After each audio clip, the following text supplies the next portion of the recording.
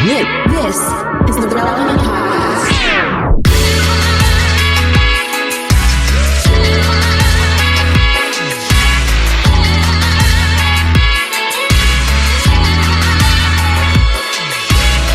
It's episode 1064.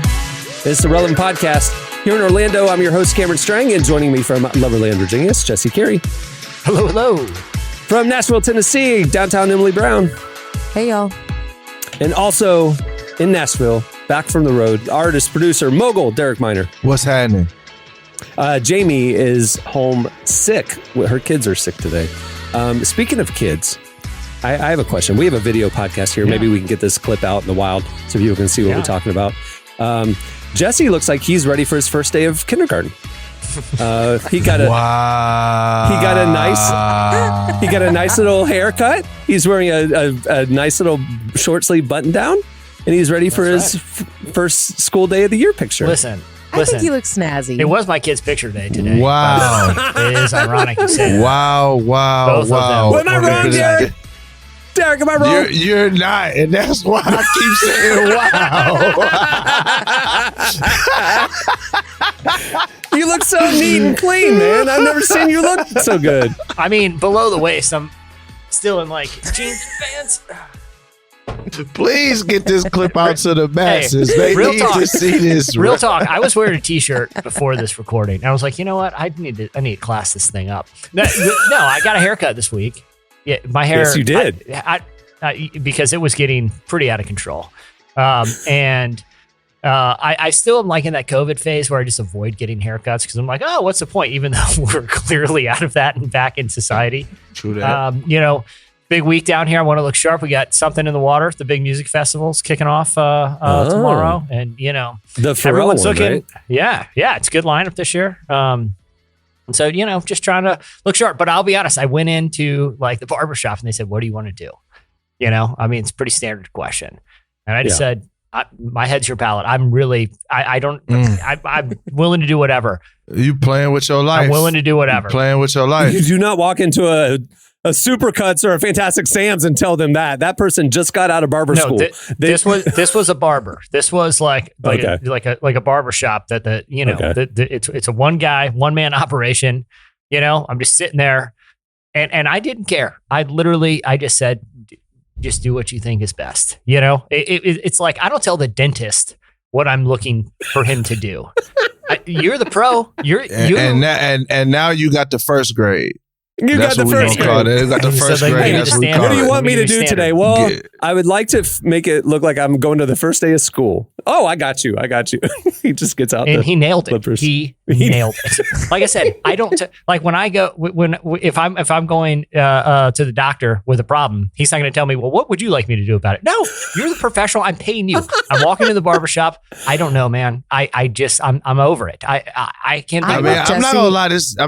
And Jason, you can cut this if I would get in trouble for saying this, but you look like Ellen DeGeneres right now, bro. Not gonna hush. She's very successful in this industry, and I'll take that as a compliment. I saw a picture the other day of Ellen posing, like standing up and posing in some sort of way, and she looked like Skip Bayless. I couldn't tell. I thought it was a Skip Bayless photo, but it was Ellen actually be having them cuts. Like Ellen's cuts be crispy. Her and my man's NBA. Oh my gosh, why is it sleeping with Jalen Rose? Jalen Rose and Ellen DeGeneres be having the craziest. They be having the coldest lineups on all time for real. Can I be honest? The other thing too is like, what's going to get me in and out of here the quickest? I had places to be that evening, and I just wanted a quick. So basically, he said, "What do you want?" And you said, "Whatever takes 5 minutes." And he said, "I got you." What's going to get me out of here?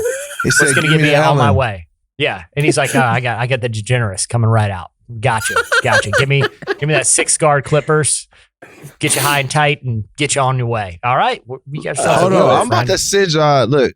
Hey, so I ain't hating, but Ellen's cuts do be kind of fire though, bro. That's what I'm saying. I'm just looking right now, like, yeah. She has a very distinctive haircut. Okay, in Jesse's defense, I do the same thing. I also only go in for a haircut maybe once a year, sometimes twice if I'm feeling it. And I always just say, cut off the dead ends, and then whatever you think looks good. And I feel like my hair looks good. For real, Emily? You look great, yeah. Yeah, it's just hair. It grows back. That's what I'm saying. You guys have seen me in the weeks leading up to this. I'm pretty transparent. I'm it was I was looking like a lunatic, like it was all over the place. It wasn't clear what was happening, what I was even going for. Sometimes you just got to get a clean slate. Let's start from the top here. There's a total. It's like this is where the haircut situation was. Real talk. Yeah. It was a house flipper who bought a place and was like, no, we're going to reno this thing. And they take up the floorboards and they see, this is a teardown. This is a teardown, and we're just going to have to rebuild from the scratch. That's where the haircut situation was. There was we got to just bulldoze it, start from the top. I'm sorry. Dude, that's what's happening. Used to do that all the time. I used to just grow my hair out to be long, like Scott Stapp Creed length. Yeah. This is early 2000s, okay? And then I would get so sick of having all that hair, I would just one night just buzz it all off, shave it all off. And then I'd be like happy with that for like a week. And I'm like, man, I want hair again. So I just start growing back, and I'd grow it out to be super long, and then I get sick of that. So I'm with you on the reset. This is how I know I'm not on a podcast with black people, because this conversation would never happen amongst my friends with hair. Like, why? Hair in the black community is like, man, I've seen dudes have the worst confidence in the world get a fly haircut, and then they literally go from zero to hero. Like, you just have to, oh my gosh, this is crazy that y'all just like, I just walked into the barbershop and was like, do whatever you have your way with me. Like, this does not happen in the black community. My brain is exploding right now. It's in a good way though, because I'm thinking like, are we too serious about our hair? Like, because I'm like, no, man, that's crazy. Look at Jalen Rose, man. That's impressive. I mean, Jalen Rose said you should be spending $400 on every haircut. No, he said a minimum 100. Was it 400? He said minimum 100. My bad. Minimum. Yeah, okay, my bad. Yeah. Minimum $100 on every haircut. That's what he said. Yeah. But he was also talking about going weekly or twice a week, spending $100. Because you got to, he keeps it nice and tight. You got to keep it trimmed all the time. Every time he gets it trimmed twice a week, it's $150. That's crazy. Sheesh. I will say this. It is more expensive for women to get their hair done. Like, I go in and I just get a trim and it's at least $50. Like, versus y'all go in and get a trim and it's probably like $20, $30. So no, it is already more expensive, and I'm just getting like a basic cut. I also think most normal women care more about their hair than I do. I just have really long hair. So even if I cut 6 inches, it's still really long. Like, it's to my hips. It's just, wow. It doesn't make that much of a difference. Is it really? Yeah. Wow. Mm-hmm. That's very long. Yeah, I need to. It's been like 7 months. I need to get it cut. This barbershop had a bowl of candy right on the counter. I got distracted because I was planning on. I saw they had a little bit of weight. I was gonna, go through some haircuts, see what's, just pick up. What do you mean go through haircuts? Like on the signs on the wall sort of thing, or like? No, I was gonna look on. I was gonna, go to IG, find something. Hey, give me this one. I got distracted by the bowl of candy. Ended up in some combos with my fellow barbershop people. And by the time it was me in the chair, I forgot to look for anything. That's why I said, just do what you need to do, because I was planning on using the wait time to determine the hairstyle. But like I said, it was a chatty room that afternoon. There's candy in play, free. And, I got distracted. What do you want me to do? And now you got your brand new backpack and you're ready for your first day of school. So that's exciting. It's going to be great. It's going to be great. We have a great show in store for you today. Joined by Judah and Chelsea Smith. We love them. They've been friends of the show for a long time. Excited for that conversation. The interview that Emily had with them went over an hour. You are not going to hear the hour. You're going to hear, 8 minutes of it, but it's great. In fact, there's so much good stuff. We have plans for the rest of the content. Judah is phenomenal. Also, at the end of the show, we have a game. Just stay tuned. It's going to be fun. But right now, It slices.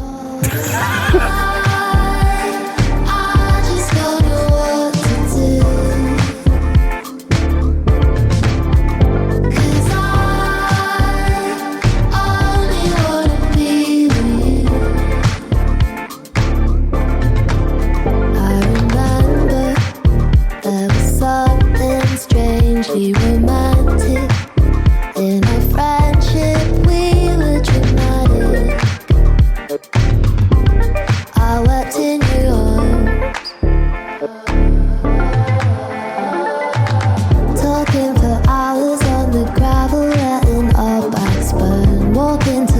glasses make him think he's wearing matching tops. You're listening to Arlo Parks. The song is Blades. Today's podcast is brought to you in part by Mercy Ships. Globally, 5 billion people lack access to surgical care. In sub-Saharan Africa, there's only one surgeon for every 200,000 people. Mercy Ships provides free, life-transforming surgeries for people who have little to no access to medical care. They help the blind see, straighten twisted limbs, remove deadly tumors, treat cleft conditions, and so much more. With state-of-the-art hospital ships, they provide safe surgery to children and adults living with treatable conditions, and it's completely free of charge. They do all this work with an all-volunteer crew of professionals who donate their time and talents. Surgeons, stewards, nurses, engineers, and more make the world a better place. Your donation today provides free, safe surgeries to people in desperate need of help. All gifts are matched, so please donate today at mercyships.org/relevant. Okay, it's time for Slices. What do you have, Jesse? I got to be honest. I called a last minute audible on this one. I Nice. was originally going to do one about how Americans care just as much about saving the environment as they do about saving money, which I found encouraging. But Bull. then I saw It's not this true. part of this. I saw this part of the stat that said 66 of respondents said they'd be willing to try anything to help save the environment. And then they went on to say those steps include turning off lights in a room and not letting a runny sink run. I'm like, that's a very low bar, but hey, at least they're considering it. So I audibled, and don't ask how I ended up on this site, but I ended up on for some reason, a flight blog called View from the Wing. Okay. And it's a blog that covers the airline industry. And they presented an interesting conundrum that happened on a recent Southwest flight that I wanted. This opens up a bigger discussion. Is this the baby thing? The baby No. screaming? Oh. No, but there's no shortage of incidents on flights these days. Sure. So you guys know how Southwest flights work. It's different than other airlines because you can choose your own seating and they line you up in groups. So the woman who was writing into this blog was a Southwest frequent flyer and had some sort of advantage point. So that means she was in the very first group to come onto the plane. Mm-hmm. She really wanted it, and it had like three rows with the aisle going down the middle, right? So each row had a window, a middle, and an aisle. She wanted the window. She goes up, finds her seat, sits down. Okay. Mm-hmm. Remember, this is Southwest. Mm-hmm. Is a free for all. Okay. First come, first serve. Absolutely. Things get very aggressive. Okay. Mm-hmm. She goes, sits in her seat. All right. Mm-hmm. She's sitting there. She's claimed her seat. Another passenger comes in and says, "Hey, I would like that window seat." What was in that scenario?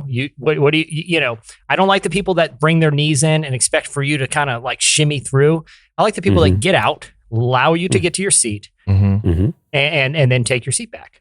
She gets out of her seat to let the window passenger in.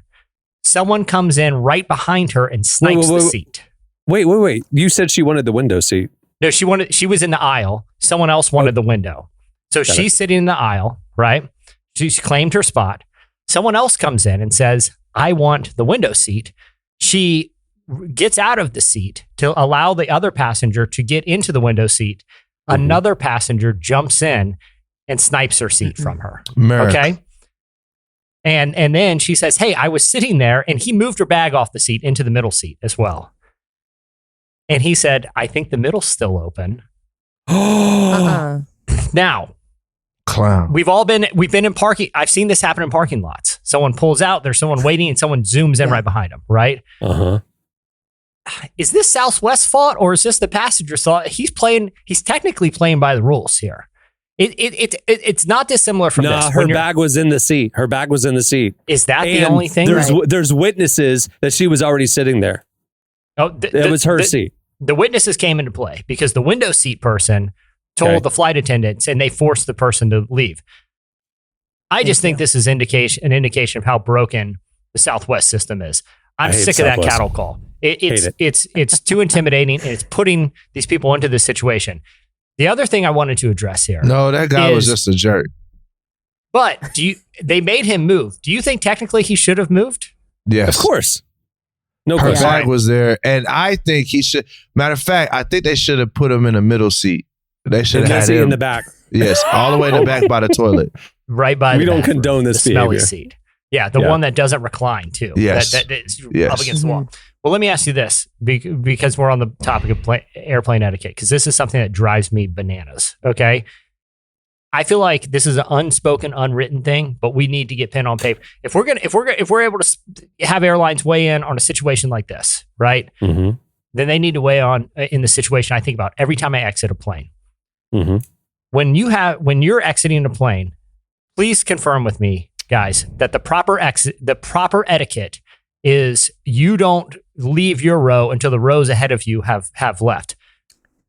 Are any of Yes. Please tell me that you guys are with me, that those people who, as soon as the bell rings and are in the back of the plane that sprint ahead of everybody or are cutting ahead, please tell me that they're in the wrong. Do you guys agree with me there? Unless it's a tight connection. If it's a tight connection, that's right. They have an obligation. If you're in the wrong lane at an intersection and you need to get over, you kind of make eye contact with that car to the left of you and say, "Can I get in? I'm so sorry." You motion. Will you let me in front of you? Right. The people with the tight connections in the back need to make it known. Hey, okay. I'm late for my connection. Is it okay if I get in front of you? Everybody will say yes. Go ahead. You know what I mean? But like, if you just be rude and run up. Mm-hmm. And don't tell people that you're like 5 minutes from your connection, like, then that's on you for not communicating. I feel like they need a little flag system because it's a lot of communicating for like 5 rows ahead. If you have a little blue flag, hey, this means I've got a flight here. There needs to be some kind of system because these kind of situations are going to a flag. Maybe a whistle. Not a whistle on a plane. Please, God, a not little a honky whistle. horn. That means he's got a connection. He's got the honky horn out. You know, he's got the honky horn connection, and it's something that the flight attendants can hand out because they know your connections. So they're going to do their final checks. They hand you a little honky horn to get you up to the front. Ideas. And the reason it's a honky horn is they're not good ideas at all. It's supposed to be. You're supposed to be kind of punished for it because you really should have planned your flight better. Like you should. But hey, the delay might have been the airline's fault, not your fault. Right. What if it's the airline? It doesn't matter. You're cutting in front of people. It would give me a little satisfaction if the people that were like, sorry, I got to get a flight, had to honk a little horn. It would just make me feel a little bit better about letting them go. I think it would add a little whimsy. I think it would take the edge off these confrontations. You know? Mm-hmm. I don't think so. I think that would be torture. Like if somebody was just honking a horn, I don't like. No, I'm on a plane. It's 7:45 a.m. And I'm trying to just get to work. I do not want to hear a bicycle horn behind my head for any reason. Like I don't care what's going on. But just telling people I got a tight connection. We've all witnessed this. Well, so do I. How tight is yours? And then it's this whole thing for 5 aisles up. We don't have time for that. The honky horn, the whistle, or as I originally suggested, the flag. What do you do with the flag? You're behind the people. They can't see your flag. They're facing forward. Jesse. It's a long flag. You can hold it. You wave it in front of them like a long stick? It extends at least 4 rows. It extends, yeah. Yeah. 4 rows up. You got a little flag. Oh, there's somebody behind me. It's retractable. Wave it in front of their face. Jesse, retractable like a car. These are terrible ideas. They're not good at all. That's really funny. I'm just saying, these confrontations are going to keep happening, guys, until we figure out a reasonable system. And I've introduced those systems were not the ones. I will say, Southwest is they're asking for this so stuff. I've been flying Southwest a lot recently. I literally was on a Southwest flight last night, and it is insane thinking about the fact that like it is just a free for all. I hate it. It's stressful. I hate it, and I will say the last 2 flights I've been on, Jesse, you would be so proud. I've had conversations with people on flights, and it's actually been quite delightful. Got a free drink out of one of the conversations, so not too bad. I need y'all to help me. I don't know if we have time. What is stressful about that? I don't understand what's stressful because it doesn't stress me at all. Here's what's stressful to me. The way my brain works, I don't plan ahead about stuff, especially travel and all that. So I book my ticket and I don't think about that flight again until it's time to leave, right? And so for Southwest, the fact that you have to either pay extra to get into A, or you have to like set a reminder to log you in and like check in, I forget that step. And so whenever I show up, and again, I'm a person who shows up and I time it where I never break stride from the moment I leave my car. I break stride and I go straight from my car and I go straight onto the plane. Like I do not get there early. And so for me, that is the worst airline for me because I'm always in a middle seat in the back because I'm C. You know, so I hate Southwest. But here's the other thing too that's created. I've seen this. I've been at multiple Southwest flights where I've seen verbal arguments okay? Like legit arguments where they line you up because they have like 1 through 15, 16 through 30, all the way back for your groups, right? Like, I'm 6, you're 12. You should be behind Everyone's me. playing. Everyone's looking down at the person's print. If they have a printed boarding pass or they're looking over their shoulder, see on their phone. This slice that I brought is the kind of conflicts going to arise when you present a system of insanity and don't offer solutions like honky horns or whistles or retractable antennas with flags on them. I'm just saying, people are taking the law into their own hands here. I guess nobody bothers me because I'm dressed in all black. I got my AirPods in. I got a hoodie on, and I'm about 6'2". So nobody ever questions me whenever I go online. They're not like, I don't get any of what y'all just said that y'all get. Go ahead, sir. I do think the worst part is if you're in the last group, because like I have been annoyed. Like, I'm 5'8", and so like I need some sort of leg room. So I really like the aisle seat, and I did get stuck in a middle seat next to a woman who was maybe 4'11", and she had the aisle seat, and I was like, why? Like, we should have had a conversation where like I clearly needed the aisle seat over you, but it was like, was that weird confrontation? But I was C group, so I was stuck with the middle seat. Just do the early bird check-in so you can got to plan ahead for that stuff. No, you literally just have to add it. You just when you're buying the ticket, you just add it on. Early bird check-in. I hate being nickel and dime. Like, out of matter of principle, I won't pay for those extras. I can't will enjoy the middle seat. Exactly. That's why I don't like it. I only fly Delta. I only fly Delta. But with Delta, if you buy your ticket too late, guess what? Enjoy the middle seat. Nah, I have status. I get upgraded every time on Delta. I'm just saying, Southwest is causing major problems out here and stressing me out. Like, even thinking about this stuff. I heard back in the day that Southwest had that system because they were too cheap to buy the ticketing system that the major airlines had, and they never like wanted to invest the millions and millions of dollars to upgrade it. That's what I heard, but I just Googled it and that's wrong. It says Southwest Airlines has long argued that its unassigned seating policy is popular with passengers and facilitates speedier boarding, which means planes spend less time at the gate and more time in the air, generating them more money because they have more flights per day. So that'll never change. If it makes them more money, it's never going to change. So it don't bother me. There you go. I'm going to continue to bring this nature of slices until the madness stops. That is my threat, Southwest. All right. What do you have, Emily? Okay. I have some information about an interesting new study. First off, okay, do you guys have like a go-to comfort food for when you're kind of feeling down? Like Cheez-Its? Okay. You mean like a snack, or do you mean like I need Mexican, or just what, like if you're like, oh, I just really want this. Like, do you have like a go-to comfort food that you make? Like specifically when you're feeling down, like you're sad. Like, don't people like eat ice cream and stuff when they're sad? Like they get the pint and they put on sweatpants and watch sad movies. Sure, some people do. Is that what you do? Are you trying to not include yourself, but sort of include yourself in that group? The last time I had ice cream, I was probably 10. I don't know. Wow, that explains a lot. That's sad. And it's in itself. That makes me want to have ice cream right now because I'm so sad for you. My kid likes ice cream. We have plenty of it. I just don't want. Anyway. No, happy or sad. I love some good down and dirty fast food. There's nothing like it, no matter my mood. Yeah. No, you can't do happy or sad. It's your sad food. I know where she's going with this. Derek, what's your sad food? All food is my sad food. I don't have quantity. Yeah, it's quantity. It's whatever's in the fridge.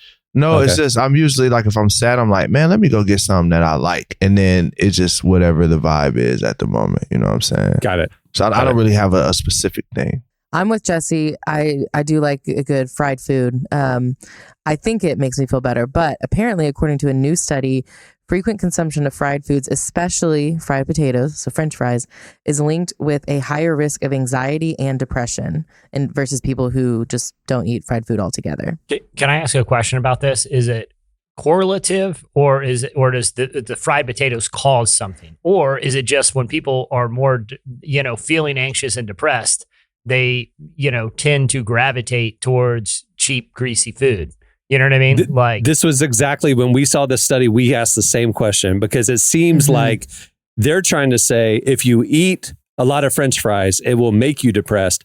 But common sense says to us, when you're depressed, you eat a lot of French fries. And so it's just like when you're surveyed, I eat a lot of French fries and I'm depressed, but you don't know which caused which. It's like, is something in my gut biome reacting to fried potato or yeah, exactly. That's what did they make the determination, Emily?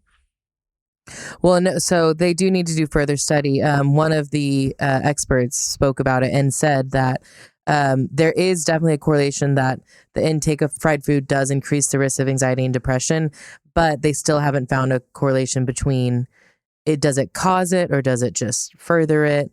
And so they are still studying that. But in general, it is saying that whether it causes it or whether you already have it, fried food's probably not helping your depression and anxiety. I could see that. Right.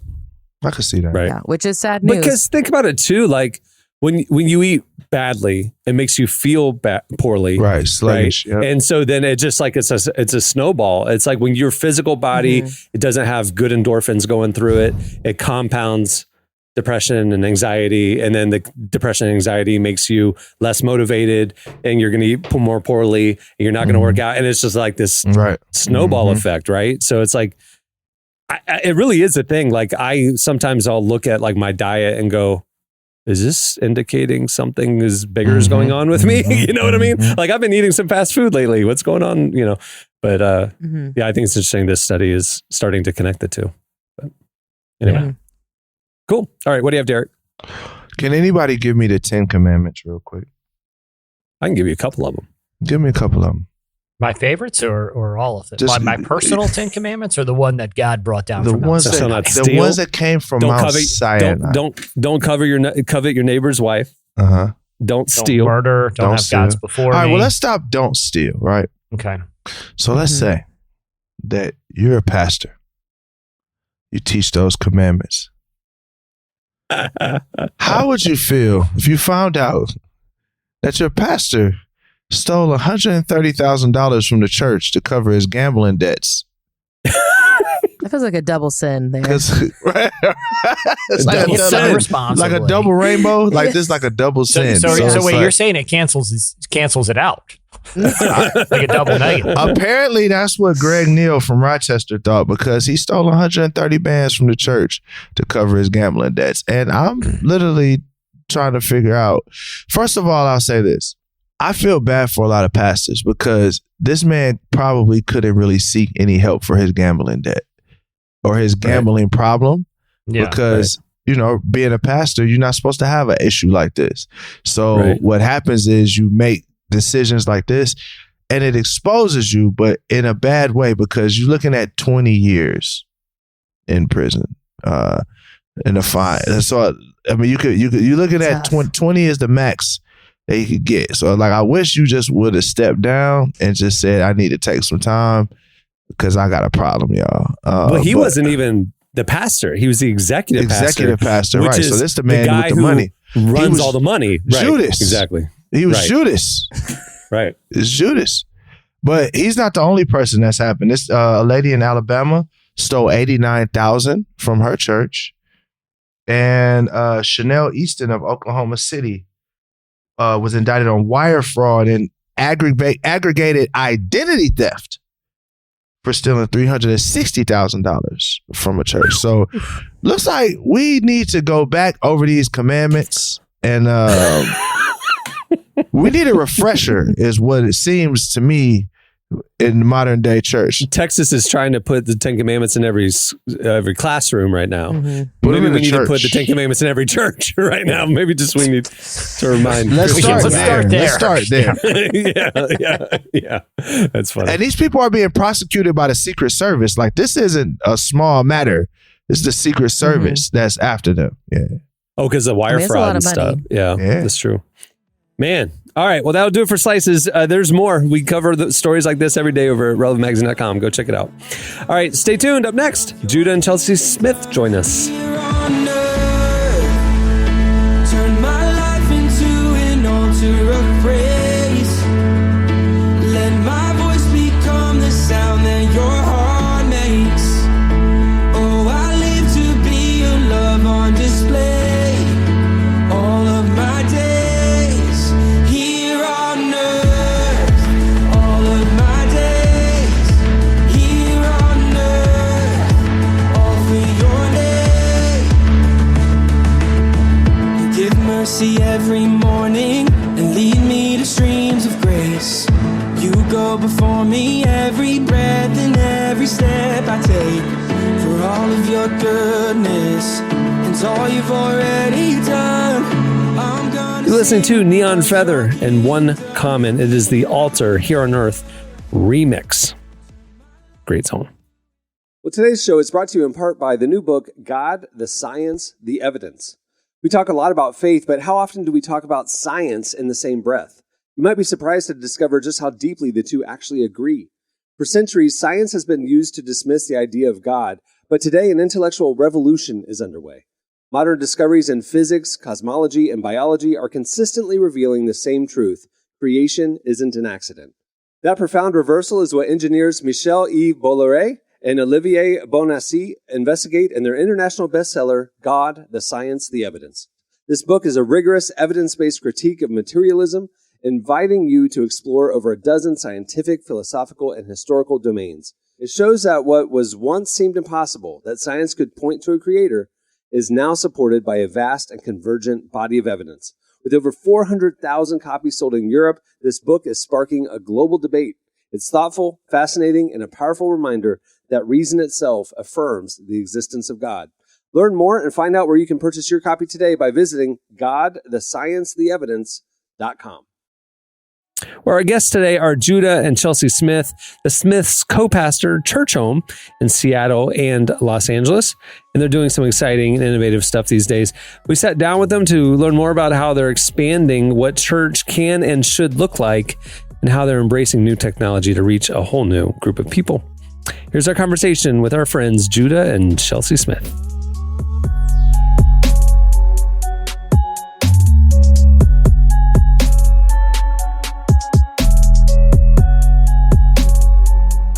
I think I would really just love to hear, these last few years, like, how have things been going for the church? And, what are maybe some new strategies that y'all have implemented in this crazy time? Man, it's been really interesting. We had plans to incorporate online before the pandemic. But at that point, we were still fully functional as we always had been in buildings at the same time as trying to introduce an online model. And that was great. Everyone was happy with that. And then the pandemic really, I think, forced us, but maybe to use a God word, a faith word, enabled us to finish that switch and really build church the way that we would build it if it started online, is instead of having a buildings first mentality, which is what we still had. And that was a tough switch even for us to make philosophically, in our heart, to have faith that people could actually meet Jesus, be discipled, grow in their relationship with him outside of the church building. And I think the reason we struggled with that even is because we hadn't seen church like that before. We grew up in a very traditional church. We were church friends, kids together. So when I say we, it really was a we. And youth camps, my life was changed. I met Jesus at the retreats, building every Sunday school were really wonderful experiences for us. And so to go and pioneer a church that would look different than the way we encountered Jesus, I don't think we were prepared for the faith that would even take for us. The Bible talks about faith as the evidence of things that are not seen. So the faith required to see what hasn't been seen.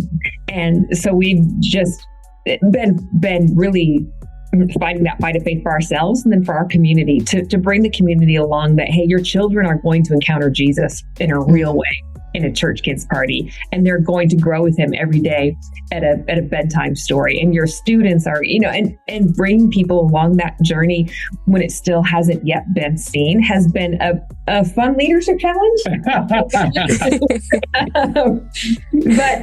But God's been with us every step of the way. But it's been fun as we've gotten into this. I feel like we've incorporated really things that have been really meaningful. I probably should have got the exact stat for this interview, but But there was a study that was done over 10 years. Bill Hybels' church actually did it. I think the name of the book is called Moves, that they published a study. I'm sure you've heard of it, or maybe not. But they did the study for 10 years, over 250,000 people, for how do people actually grow in their faith? Because it's such a mystery. I mean, I know even for me, if I could look back, I know there's beautiful moments, but how do we actually grow in faith? What actually happens to people? And one of the results of this study was absolutely shocking. And it said that there wasn't any difference in people who experience church, who go to a building, who go to church 4 times a year or 40 times a year. Their spiritual growth was actually the same, which kind of blew our mind. And we've been giving our lives to hosting weekly services, like 7 on a Sunday. Like, what have we been doing with our lives? But the flip side of that was that people who have a daily practice, at least 4 days a week, were the people who really showed significant growth, strengthened our faith, and enabled us to go all in and realize, no, people who spend time with Jesus every day is how people are going to grow. And then not just when they do that by themselves, but when they do that within the context of community.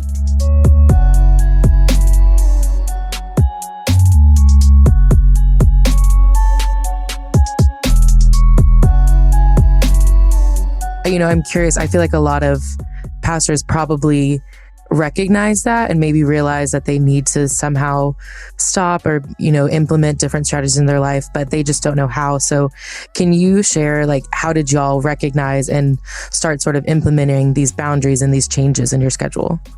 Oh, that's such a good question. Can I just say that implicit in all of this is a significant cost.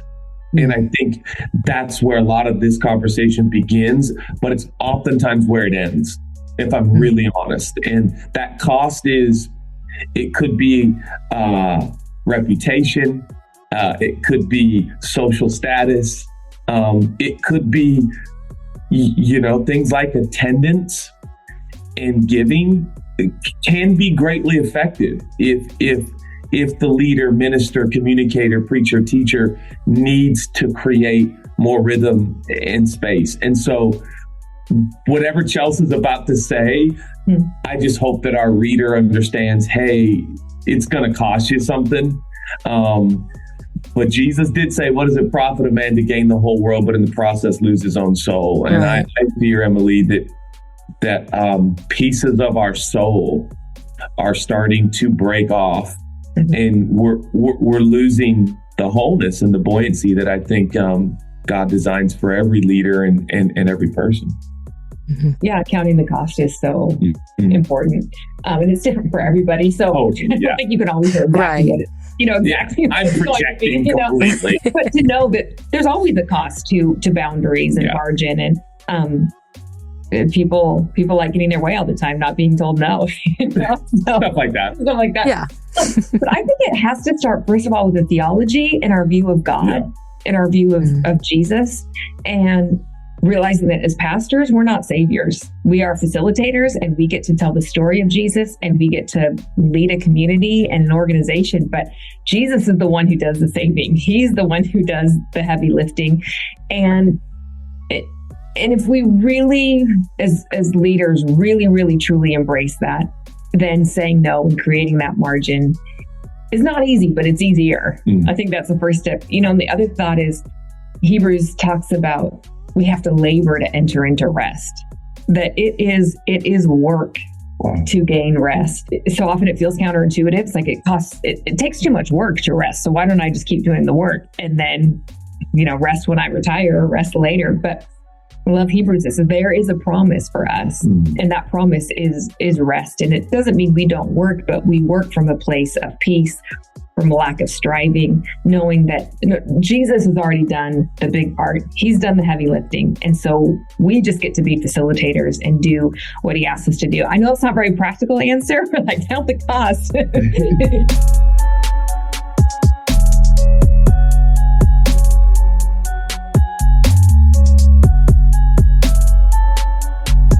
There are going to be people who want to stick to the tradition that they've always known, and they're just really, really sort of hesitant to it. And I feel like I've seen studies that particularly it is sort of a generational thing. The older generations are much more accustomed to what they know, and younger generations are willing to embrace that change. And I'm curious, do you think that's going to have an impact on the future of church, this like sort of generational divide in a way? Mm-hmm. What would you say about that? I mean, first of all, yeah, as we said earlier, completely understand people who want to do church in a traditional way. And we'd say, keep doing that. Just let us do it the way we want to. Honestly, I think one of the beauties of the church is in bringing generations together. And Titus talked about that, specifically to women. Hey, older women, teach the younger women. And so we are not giving up on that idea. I think there's a part of us that will fight for a multi-generational church because there is beauty, and young people need to learn from old people. Old people need to learn from young people. But God put us in families for a reason, and families are multi-generational. And so we really would love to continue to see that happen and grow. We have faith for it. Don't necessarily. And I mean, even like Judah's, it's interesting though. Older people who've been in the church, who are of an older generation, very much want their tradition. But there's hundreds and thousands and millions upon millions of people in this country and all over the world who are of an older generation, who have not had a church experience, who don't have preconceived ideas for what they expect church to be. And they can just come to Churchome and do a daily guided prayer, weekly service with friends, and just come to the community without any of that traditional expectation. And even like Judah's friends, they're doing great with it. So maybe we'll get the multi-generational beauty and strength that way. And I'll just add this. I definitely think the prophecy is true, that part of the phenomenon that will happen in church is that old men will dream dreams and young men will see visions, which means this phenomenon will happen within the church. And it has happened, and it will continue to happen. And that is, you get old people dreaming again. Life has a way of driving out the dreaming. But, as you get older, you dream less.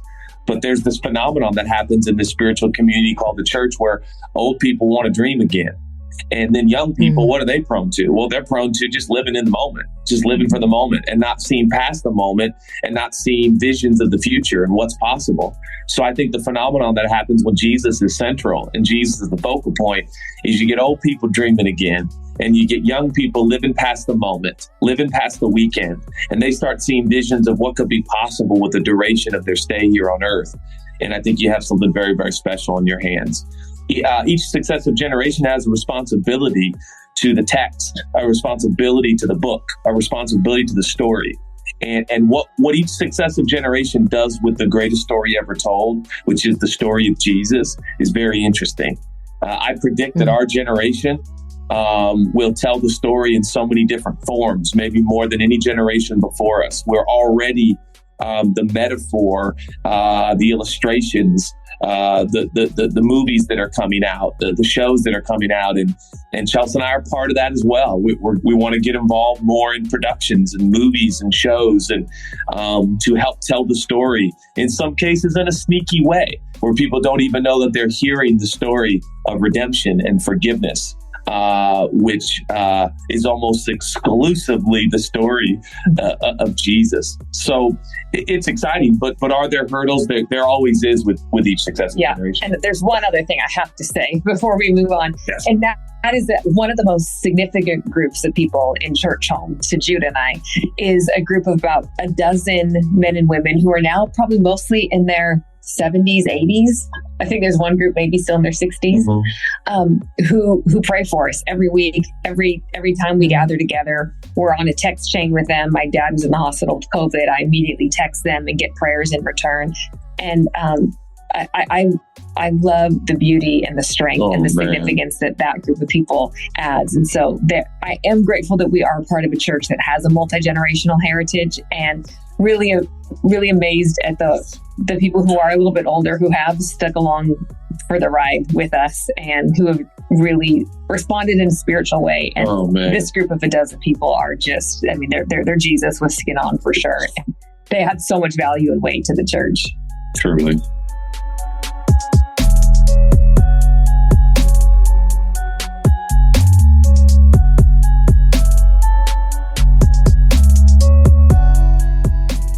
That was Judah and Chelsea Smith. If you haven't checked out Churchome, the app, it's pretty great. Just go check it out and follow them on IG.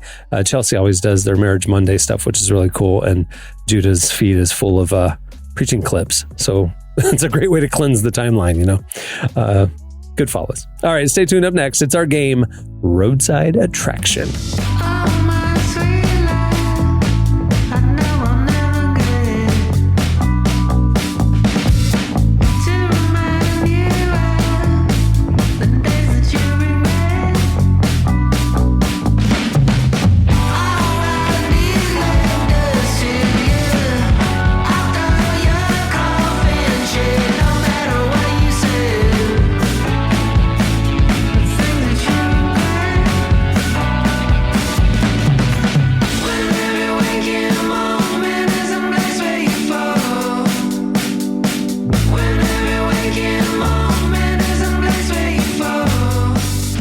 You're listening to Generationals. The song is Waking Moment.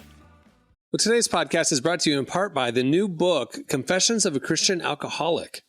Author Jonathan Seidel knows firsthand how even believers can get stuck in shame and destructive habits, especially when it comes to one of society's biggest obsessions, alcohol. In Confessions of a Christian Alcoholic, he details his spiral into disordered drinking and shares the 4-step process he eventually used to break free. There's hope for alcoholics who become Christians and for Christians who become alcoholics. Find Confessions of a Christian Alcoholic wherever books are sold. What if you could change a child's life with just $10? Right now, thousands of vulnerable children in East Africa are suffering from jiggers. It's a painful, preventable parasite that burrows into their feet. Soul Hope is the only organization treating it through foot washing, medical care, and durable closed-toed shoes that protect kids long after treatment. $10 may not seem like much in today's world, but when we come together, those small gifts add up to big change. Join the 10 for 10 campaign. $10 protects 10 small toes. Visit soulhope.org/10 to give now. One small gift makes a big difference. Again, that's Soulhope, SOLE, hope.org/TEN. Okay, it's time for Roadside Attractions. Here's what we're going to do. This will be a quick game. I'm going to tell you, we were talking about road trips and stuff on the last podcast, and it got us thinking about roadside attractions. People are going to road trip. It's getting to be summertime, and you're making your summer road trip plans. So we are going to quiz our cast on their knowledge of iconic roadside attractions. I'm going to tell you an actual roadside attraction, a real business that exists, and you're going to tell me what state you think it's located in. All right. And if you're totally stumped, I'll whittle it down to 3 options, but just go ahead and try and guess. Here we go. We'll start with you, Derek. Whoever gets the most right wins the game. Okay. The Hammer Museum, Derek. What state do you think the Hammer Museum is located in? Now, is this the artist or the tool? That's what I was going to say, California. You're going to say California? No, Alaska. So if you're ever road tripping up to Alaska, you can stop into the Hammer Museum. And it's like the tools. It's hammer. just a bunch of different hammers. We know there's a sign on all of the displays. Can't touch this. Please don't. Yeah. It's the Hammer. Please don't. Yep. Sorry. Please, Hammer, don't hurt him. All right, Jesse, you're up. The Rainbow Rock Shop. What state do you think the Rainbow Rock Shop is in? That sounds like something in Sedona to me, like in Arizona. I'm going to say Arizona. It is Arizona. It sounds like something, those crystal hippies out there, Good for them. Wow.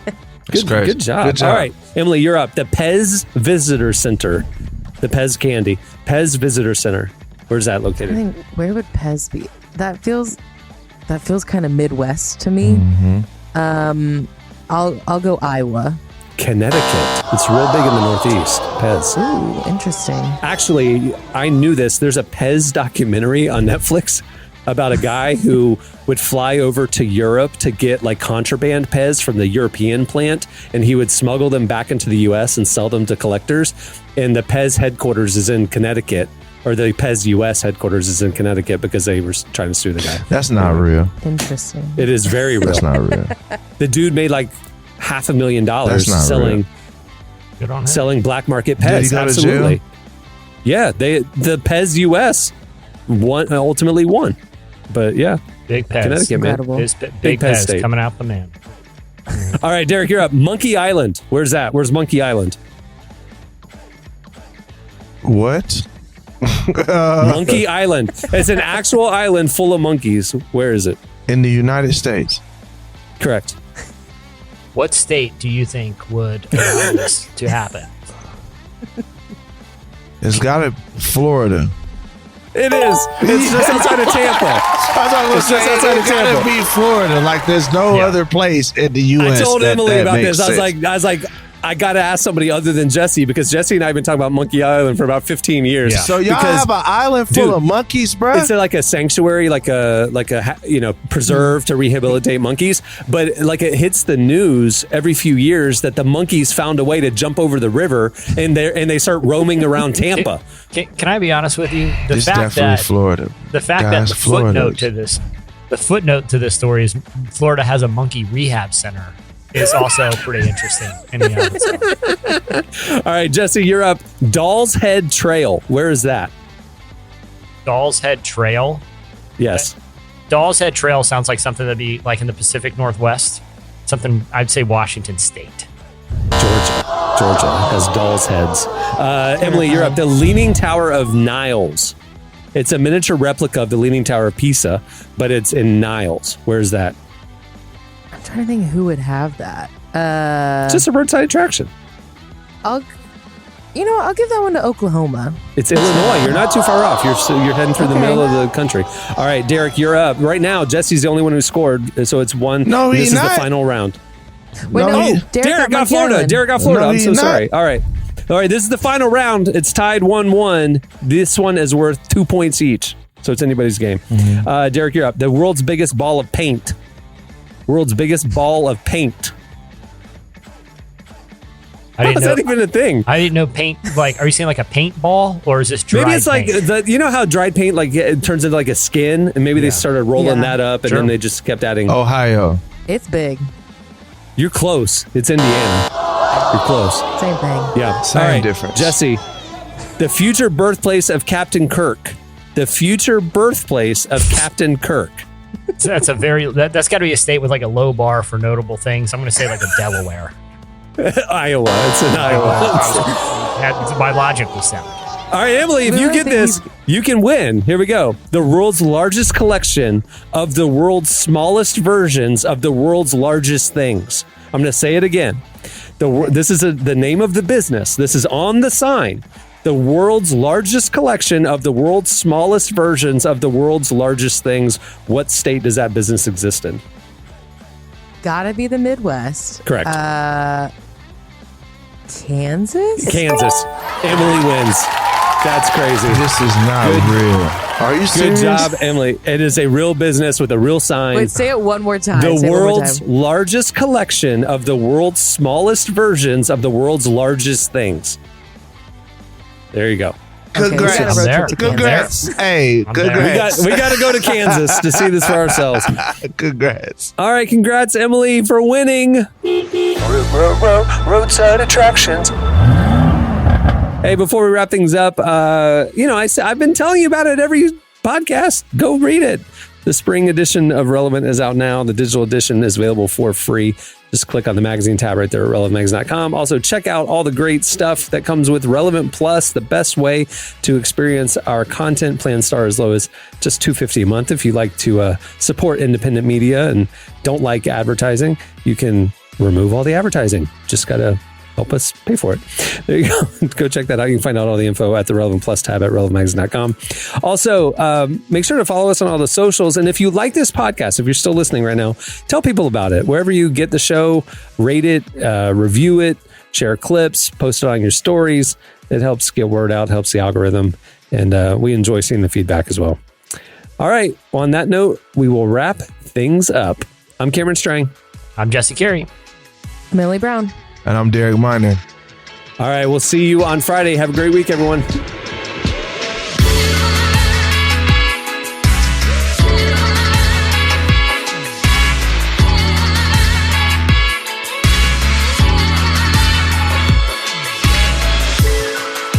Thanks for listening to the Relevant Podcast.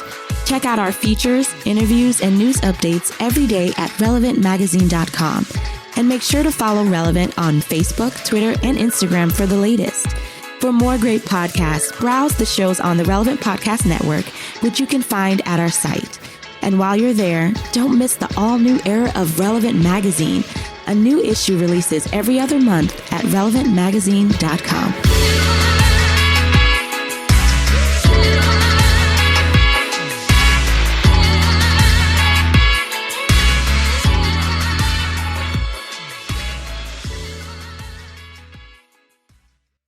This barbershop had a bowl of candy right on the counter. I got distracted. Relevant Podcast Network.